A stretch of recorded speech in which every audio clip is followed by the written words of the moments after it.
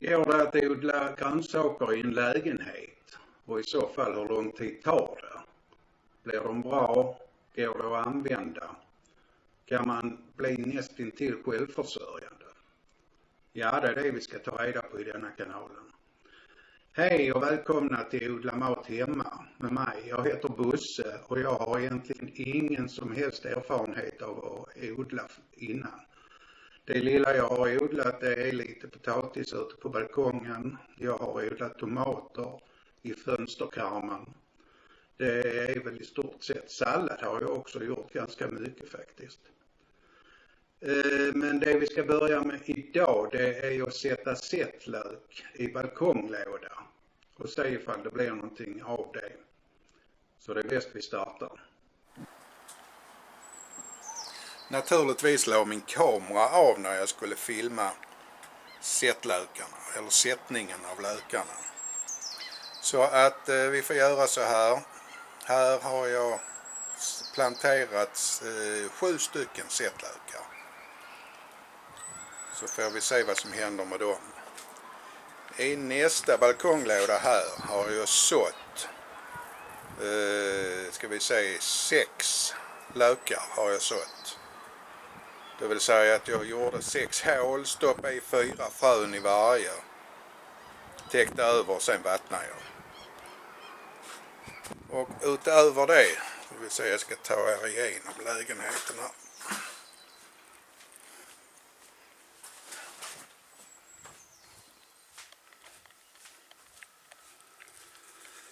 Utöver det så sådde jag upp och satte gul lök i 6 stycken olika vanliga engångskrukor.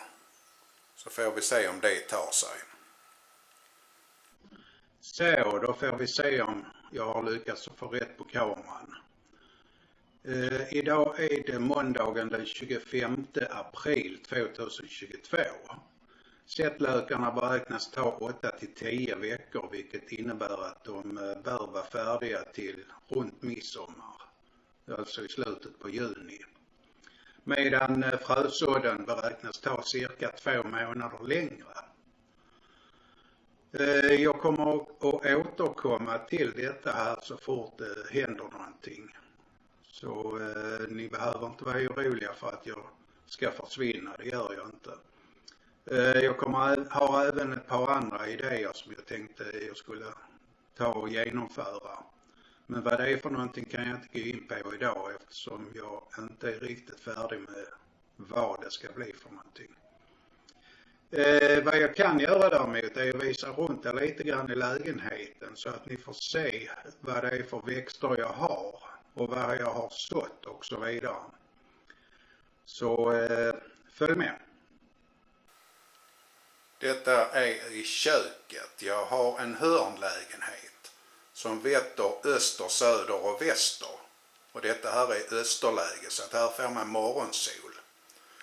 Och vi går in i vardagsrummet så är vi fortfarande i österläge. Här har vi lite mer nysått. Salladslök, rucola, till exempel pepparmynta. Detta är en behållare som jag har gjort själv av en gammal bananlåda. Jag tänkte jag skulle visa er senare hur man gör sådana. Denna kan jag nog nästan ta och montera ner för att ljuset behövs knappt längre. Det blir mörkt vid 8:30 nu. Så här. Så att det är ljust länge. Här har vi sallad. Mogen har börjat att skörda den. Sen har vi ett söderfönster, fortfarande i vardagsrummet.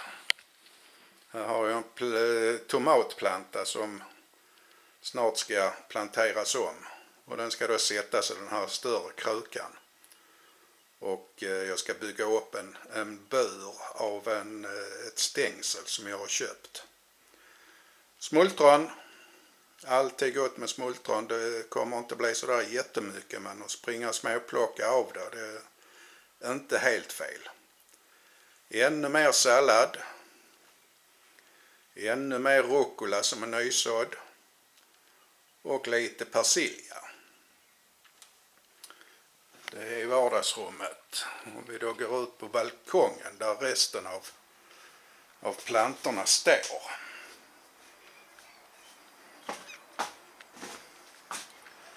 Så har vi alltså västerläge på detta.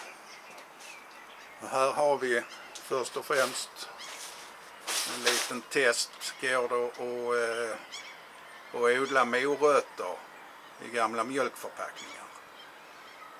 De har åtminstone grott så att chansen finns. Här har vi rödisor. Brukar bli ganska gott om dem. Och det är ganska lätt att odla med. Här under har vi morötter. De är sådda på ett sätt som jag såg på internet. Jag tänkte jag skulle testa det. Är det så det faller väl ut så kommer jag att dela med mig av det. Sen har vi då mina sättlökar. Och den gula löken som jag sådde med hjälp av fröer. Och sen har vi en tom balkonglåda. Som jag inte riktigt vet vad jag ska sätta där inne. Det kan bli salladslök. Jag vet inte. Detta gamla skräpet här. Det är lika bra jag visar er det. Det var här jag odlade potatis. Och det är väl säkert 10 år sedan de kom dit. Det är därför de är så sköra och söndriga. Så, det var vad jag hade till er idag.